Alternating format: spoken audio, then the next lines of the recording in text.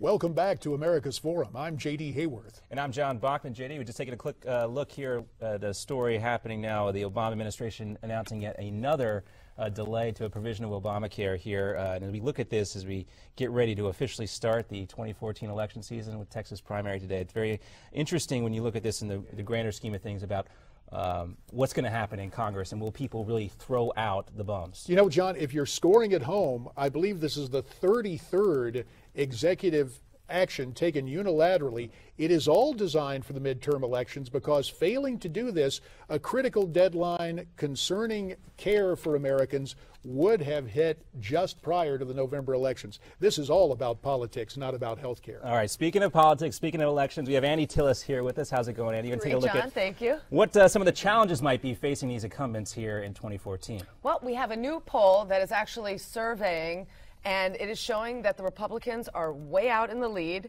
and that people actually would like to see a fresh face in the White House. So I feel that the polls are they're very good right now, but they were actually the opposite last month. So shows you how quickly things can change. Exactly. You know, Andy, there's really nothing new under the sun. As a recovering member of Congress, it always seemed because Congress had such low numbers, your goal was to say, well, Congress as an institution stinks, but my member of Congress is okay. And yet this new Washington Post ABC poll says that 70% of the respondents would vote for a fresh face. This, as an old guy who was both a challenger and incumbent, this is a target-rich environment for Tea Party types on the right and for people who may have just gotten frustrated and say, I'm going to run for office, kind of like Mr. Smith goes to Washington. 100%. Let's take a look again at those numbers, and you can kind of go through them with us as we get them back up here on the screen, and tell us what you found out. Absolutely. The Washington Post and ABC found that in a poll, 34 states with Senate elections in the fall, 50% of voters are actually favoring Republicans, while 42% favor the Democrats. And in the House, voters were split. They had 46% saying that they would support a Democrat and 45% a Republican. And a similar poll, like I was saying, taken in January, actually had these figures reversed. So the poll also indicated widespread dissatisfaction with Washington lawmakers, and there's less than a 25% of Americans saying that they were actually willing to vote for their current representative. So nearly 7 in 10% say that they would actually lean toward voting for a fresh face come fall, and that's the highest percentage recorded in history in the ABC poll and Washington Post. And the president, his job approval rating remains the same as it was in January, 46%, with 50% disapproving. When I take a look at this, and you just have to take a look at what goes on in polling, look at who they talk to. 1,002 adults. Adults. Right. Not registered voters, not likely voters. So this is built in, at least those of us who view this from the right say, oh, this is built in for a little cushion for Democrats, at least in terms of issues. And of course, that's another part of this poll. But always be leery, again, if you're scoring at home, always be leery of a poll that simply says adults were questioned. Well, yeah, we don't get age groups for the adults either. But JD, you know, and Andy, maybe you have some thoughts on this too. We're seeing so many incumbents retiring this election cycle. Guys like Henry Waxman, who's been in Congress maybe forever.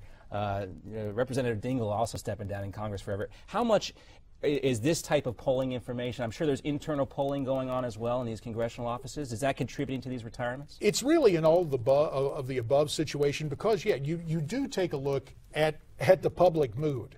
But you also take a look at who's waiting in the wings. For example, you mentioned John Dingell. His wife, Debbie Dingell, is now running for that seat in Michigan. John Dingell, the Dean of the House. To show you how long John Dingell's been in Congress, he was there when I was sworn in as a member of the first Republican majority in 40 years, and he is still serving. With the exception of a 2-year interlude in World War II, he has been in Congress, and his father before him. So that Dingell seat is dynastic.